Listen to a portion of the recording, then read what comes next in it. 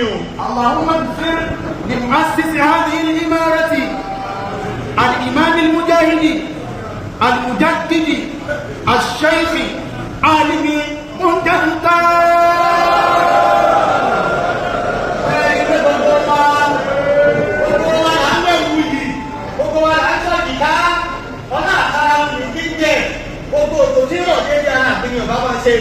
Kalau seorang Nabi, maka jauh ire, àtijọ́ ìsìnmúlẹ̀, àgbàmọ̀láyè pọ́tẹ̀ká, kọ́wá wọlé kọ̀ọ̀kan, wọ́n dábọ̀ ìyẹ̀bọ̀ ká gbọ́rùn, dábọ̀ ìyàtọ̀ àpẹẹrẹ, àtàgbà ṣe wà rí, wọ́n máa kára fún kàtàkùn.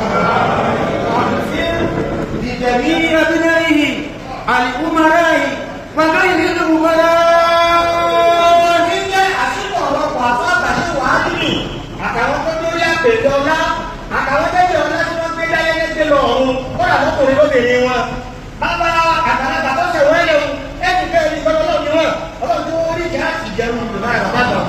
اللهم طول وانصع في أجل سمو الأمير أمير مدينة لار وما جاورها.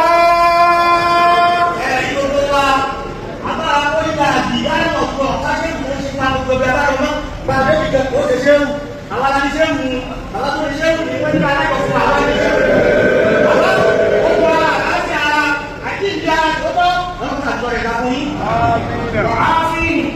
عافية تامة.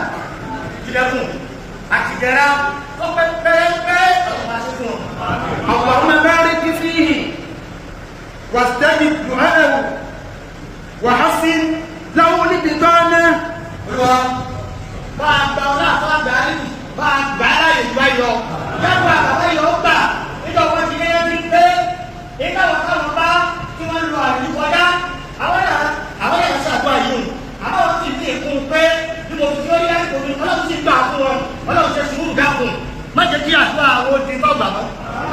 اللهم طول عمر حاكمنا بتمام الصحة والعافية.